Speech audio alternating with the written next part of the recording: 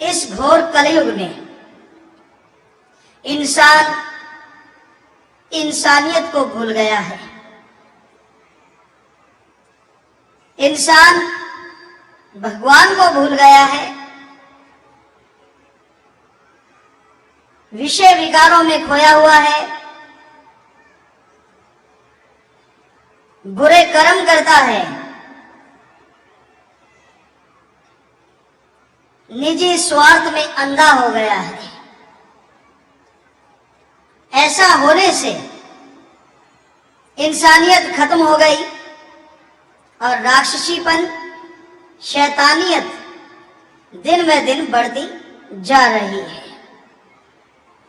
जिसकी वजह से आज इंसान का दुश्मन इंसान बनता जा रहा है।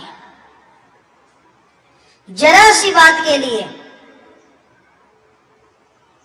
जरा सी कहा सुनी हो गई, आपस में विचार नहीं मिले तो एक दूसरे को खत्म करने तक पहुंच जाते हैं। चंद रुपए नजर आ गए, वो रुपए चाहे 5-10 रुपए हो, पर किसी ने ये कह दिया कि इनके पास लाखों हैं तो झट से गोली मार देते हैं। क्या कीमत रह गई इंसान की? 5-10 रुपए, इससे भी कम। वो इंसान जो 84 लाख शरीरों में से सर्वश्रेष्ठ शरीर है ईश्वर का बनाया हुआ, वो इंसान जो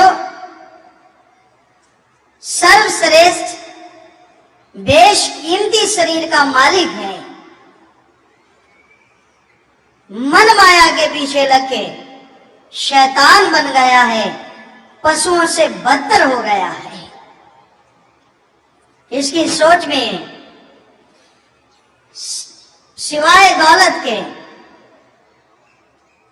सिवाय अपने आप को बड़ा साबित करने के, अहंकार के, काम वासना, क्रोध, लोभ, मोह के कुछ भी नजर नहीं आता। ऐसे समय में जब हाथ को हाथ खाने लगता है, ऐसे समय में जब बुराई का बोलबाला फैलने लगता है, सत्संग बहुत जरूरी है। क्योंकि सत्संग में जब इंसान चल के आता है, उसे समझ आती है इंसानियत क्या है और राक्षसीपन क्या है। उसे समझ आती है मैं दुखी क्यों हूं और सुखी कैसे हो सकता हूं। इंसानियत किसे कहा जाता है? ये दुनियावी शिक्षा में नहीं पढ़ाया जाता। दुनियावी शिक्षा में इसका अभाव है, लेकिन रूहानी संत इसी पे ज्यादा जोर देते हैं। इंसानियत का मतलब है किसी को गम, दुख, दर्द में तड़पता देख के उसके दुख दर्द में शामिल होना और उसके दुख दर्द को दूर करने की कोशिश करना, इसी का नाम इंसानियत है। किसी को तड़पाना, किसी को सताना, डायरेक्टली या इनडायरेक्टली, प्रत्यक्ष या अप्रत्यक्ष, वो इंसानियत नहीं, वो राक्षसीपन है, वो हैवानियत से भी गिरा गुजरा कार्य है।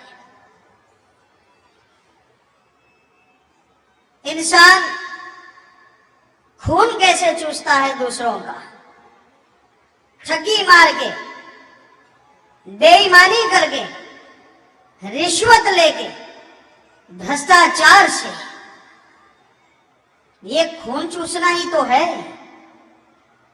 जो इंसान का चूसे जा रहा है और शर्म की बात यह है फिर भी खुद को इंसान कहता है, जबकि ये कार्य तो किसी समय में राक्षसों के हुआ करते थे, जो खून पिया करते थे, निचोड़ा करते थे। पर आज इंसान सफेद पोश है, समाज में रहता है, उसका नाम राक्षस नहीं, लोग उसे इंसान के नाम से जानते हैं, पर कार्य वो राक्षसों वाले कर रहा है। तो राक्षसी प्रवृत्ति जो जो बढ़ती है, लड़ाई झगड़े दंगे फसाद दिन ब दिन बढ़ते चले जाते हैं और इंसान के अंदर से बर्दाश्त शक्ति की कमी हो जाती है, इंसान बेचैन हो जाता है,